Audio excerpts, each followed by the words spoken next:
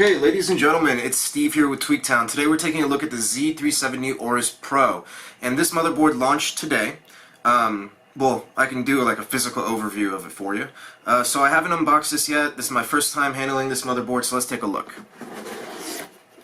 Okay, let's go over the naming a little bit. So we got the Z390 Aorus Pro. This is meant to basically replace the Z390 Aorus Pro. This is meant to replace the Z370 Gaming 5.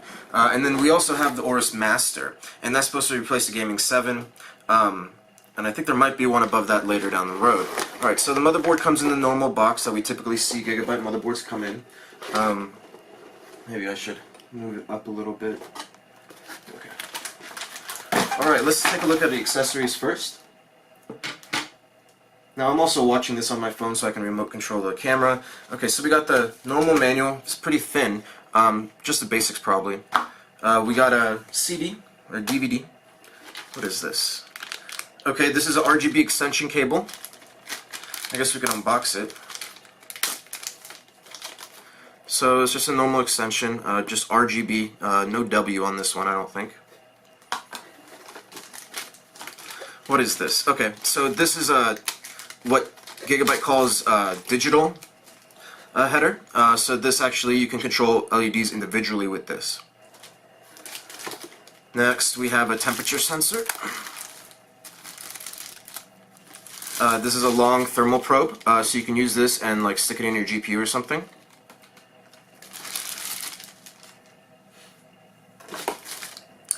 Here we have a...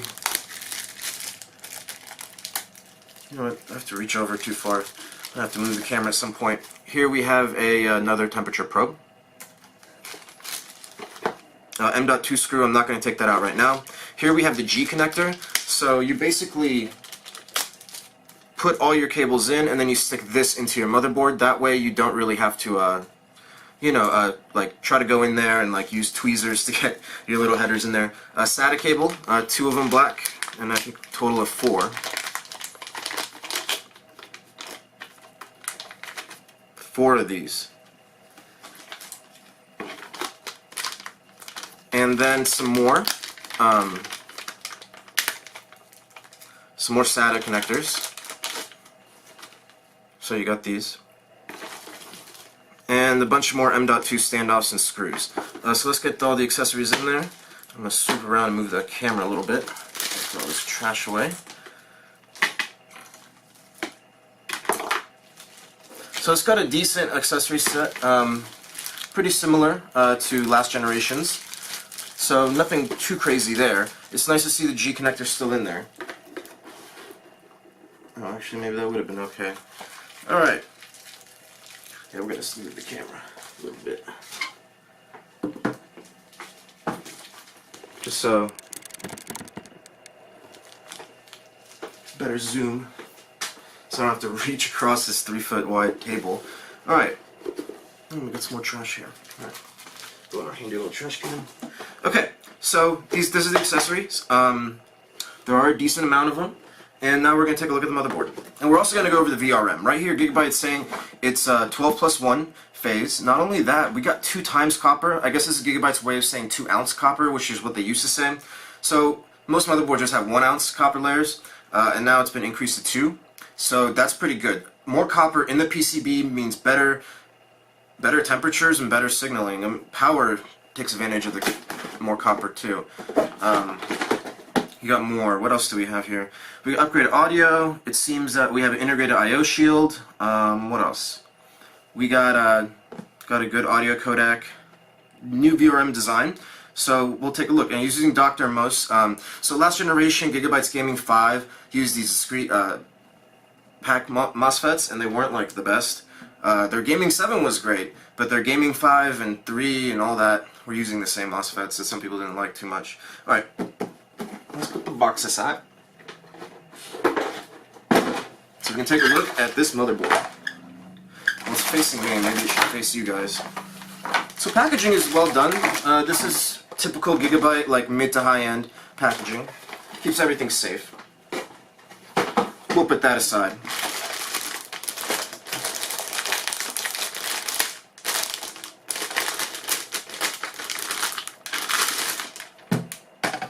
first time I'm seeing it too. So, oh, and now I get to do that beautiful thing where I get to peel the plastic.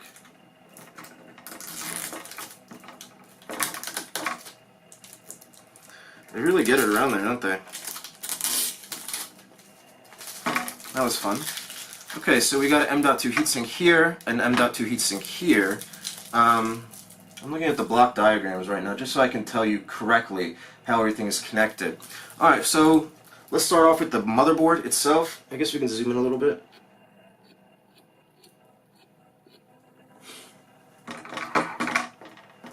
And go even more. Get a little bit out.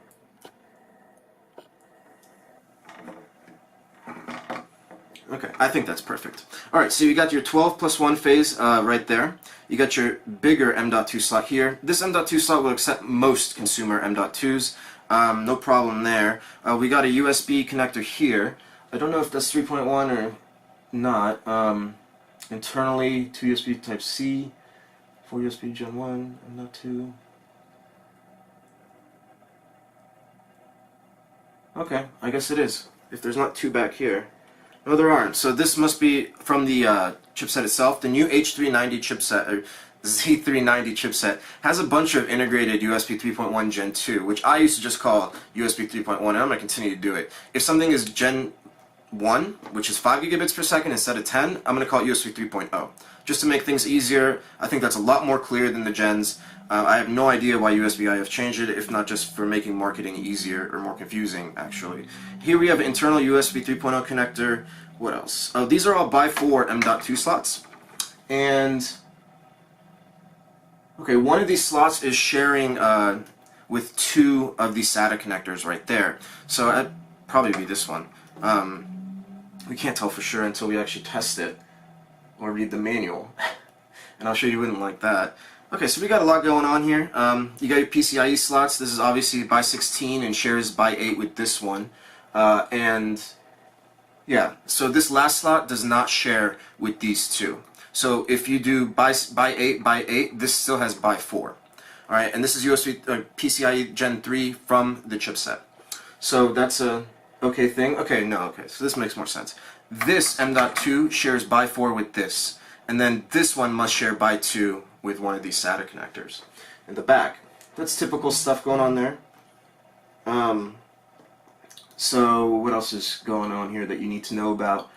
Okay, this has a new Wi-Fi as well. So integrated into the chipset itself, the new 300 series 390 chipsets, is the Mac, the physical Mac. Well, not the physical layer. The physical layer is actually a Wi-Fi card back there. Actually, this one doesn't have Wi-Fi. This is the Pro without the Wi-Fi. The Pro with the Wi-Fi actually does exist, and if you wanted that, it would probably have the newer Wi-Fi chip in it.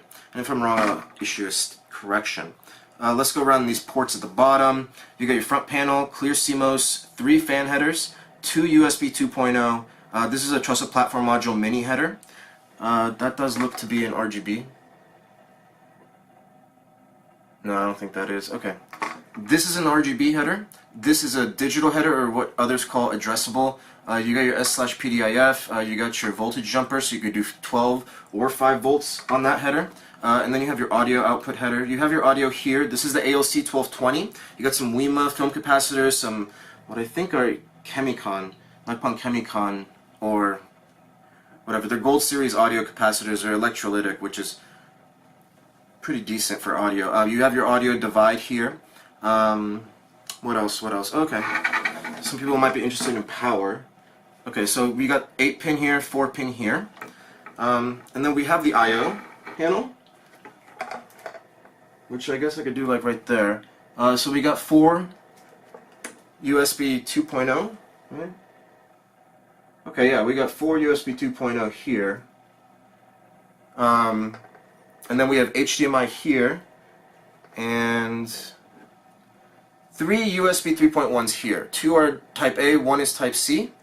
And we got 2 USB 3.0, and then 1 gigabit NIC. Then you get 7.1 audio outputs with S/PDIF out. You got your 1 gigabit NIC here. So this is an integrated I/O, so if you forget your I/O panel, you don't have any problem with that. Okay, so what else do we have? Okay. Can you see that? Okay, good. So we got some headers here. These are your external temperature sensor input headers. And then here we have another digital RGB LED header and a RGB LED header. We got a lot of fan headers on this motherboard, don't we? We got one hitting here, 2, so that's 3, and that's extra 6. Yeah, this motherboard is 6 fan headers, and I'm pretty sure that they're all very controllable hybrid headers. I don't know the amperage. I guess anywhere between 1 and 2 amps. Everyone's been upgrading, including Gigabyte. We also have a Thunderbolt Type C header here. So if you want Thunderbolt, yeah, you got that. You have the GPIO header, so you put the by4 card in here, and you basically just plug it in. You need that header. So let's take a look at what's on the back. Is there anything on the back? Alright, okay, so let's take apart the board. I always like doing this. Let's take the two shields off first.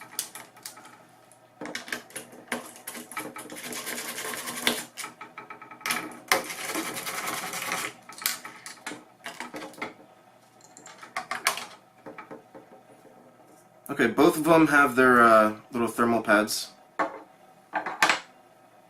So, and they both have this like reinforced thing, I guess, so, I don't know, you don't pull it out of the motherboard. Okay, one thing I like about Gigabyte's, oh look, it seems like it might have a slot that you could add an extra thing to later. I think this is a USB 2.0 hub. Don't quote me on that, but the block diagram says there is one. And I haven't gone over this motherboard before, so.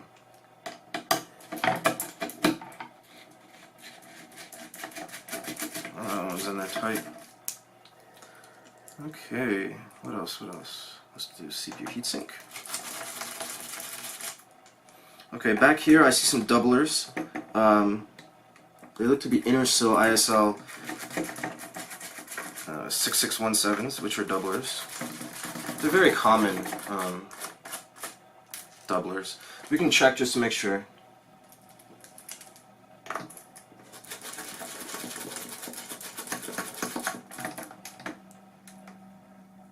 Why is it open with the version of Excel I don't have? Okay, so the Aorus Pro, same VRM as the Aorus Wi-Fi. So yeah, it's 6617. That's the model.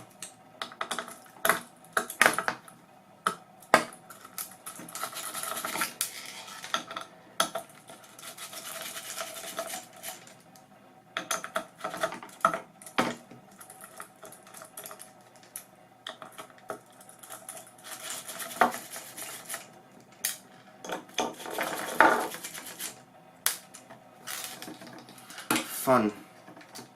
I love how every time I do these videos it's right before I go on one of these trips. So tomorrow I'll be in New York City for an event.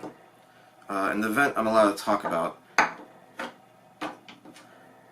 but not until this date and time that you're gonna see this, which is odd. Look at that contact, holy moly. That's some really good contact right there. I mean, it's been a while since I've seen something that, like, tough. So, alright, so we got some Dr. Most here. Dr. Most is just a fancy way of saying power stage fully integrated. Oh, and there are some RGBs here that light this up. Okay, so it doesn't have that slot, so you can't upgrade this to Wi-Fi later on, so you're going to need the one with Wi-Fi. Okay, so the VRM here looks decent, So it's 12 phases, so 1, 2, 3, 4, 5, 6, 7, 8, 9, 10, 11, 12. So that's 6 times 2, and then one single phase, and that would obviously be for the iGPU. It seems like the VCSA and VCIO phases are down here. Seems like, I don't know, 1 phase each. Not a lot of inductors there for that. Okay, here we have some PCIe 3.0. Yeah, these are the PI3EQX. I just know from memory, and I've seen them so many times. There's 4 of them. Wow, okay. There's only 3 ports. Oh, one of them must be a switch chip for the Type C, probably a Texas Instruments HDS 3220 or something. Okay, here we have a NXP switch right next to this HDMI. I'm wondering if that's HDMI 2.0. I gotta look at that up later.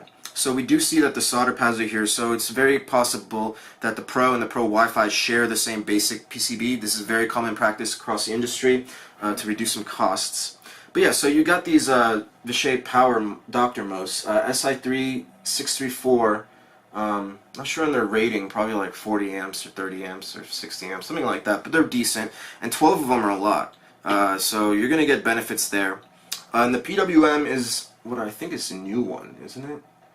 Yeah, it's the new one. It's the ISL 69138, the same one you see on the high-end like X399, X299 motherboards.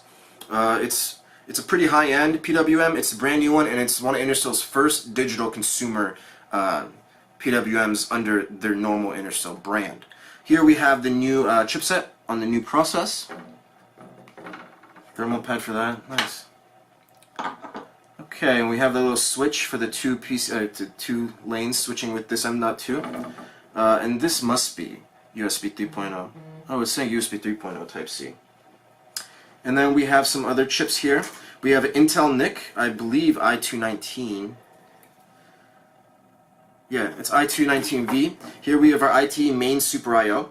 Then we have this chip here, and this is undoubtedly, because I've seen this so many times, well, maybe not. Okay, this either is for fan control, expands fan control, and then this little IT chip right there is responsible for the digital and normal RGB LEDs. You got your dual BIOS here, 128 megabit ROMs. I don't see why it would be higher. Oh, and there is something else. It does look like this USB header has dedicated power delivery. I did see some stuff in the media kit about like quick charge. I have to get back to you on that in the actual review. So this motherboard is really decent. I don't know what price point it's coming in at, but I assume it'll come in close to whatever its predecessor came in at. Because basically Z390 is supposed to replace Z370. And it brings in the features and a little bit more than the H390 boards that were launched earlier this year. The audio, under here we know it's AOC 1220 because it's in the specs. I don't expect anything less. There's no secondary amp, and there's no like ESS DAC. That's in the master. But everything looks pretty cool. Looking for any hidden ICs underneath the PCIe lanes, which is common. I mean, I can obviously see there's a BIOS ROM hidden under here, but I know that's for this IT chip. So yeah, this must be the extra fan control. And then this one right here, that's more ball solder, or I don't know, different type of soldering, different type of pins, must be for RGB control. You have 4 of these here. They switch by 8 from here to here. And there should be probably 2 more switches somewhere if this slot shares everything with that one. Let me see, make sure I was looking at the right board. Okay, no, this doesn't switch off with M.2. M.2 looks to be direct. That's the other board. Yeah, okay, there's not enough switches, so that didn't make sense. Good thing I double checked. Alright, so one of these, probably this one, shares 2 with this. Yeah. This board doesn't have much switching going on. Since I didn't see a USB hub on here, it must be what I pointed out earlier. This must be a USB 2.0 hub. So it's basically creating a bunch of USB 2.0, which are still useful, like mice and keyboards and stuff like that don't necessarily need USB 3. And plus it expands the number. I'm assuming that using USB 3.0 Gen 2, the 10 gigabits, reduces the amount of USB 3.0 Gen 1 you can use. So the chipsets usually has flexible I/O, and that's how that typically works out. Alright, ladies and gents, thanks for watching, and please look at the review because I did make some errors. I just don't have time to re-record right now because, I mean, I ship out tomorrow at noon to the event. I gotta pack. But anyways, this motherboard is pretty good. I like it.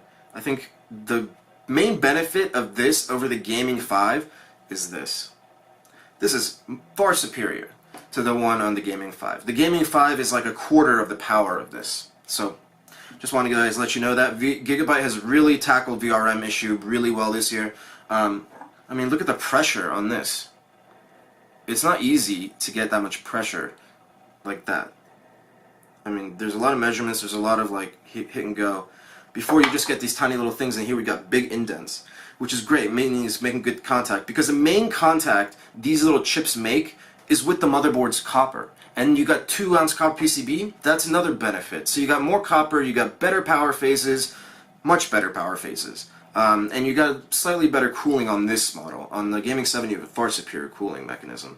And that's basically how that works. So, if you have any questions or comments, please leave them. Just wait for the review to come out and everything will be technically proficient. But remember that this slot does not share bandwidth with anything. This one probably shares with this. I have to read the manual. It's either this or this, but this is closer or further away from that. Well, they typically don't. They typically go like by height. Anyways, so if you have any questions or comments, please let me know. And yeah, alright, thanks.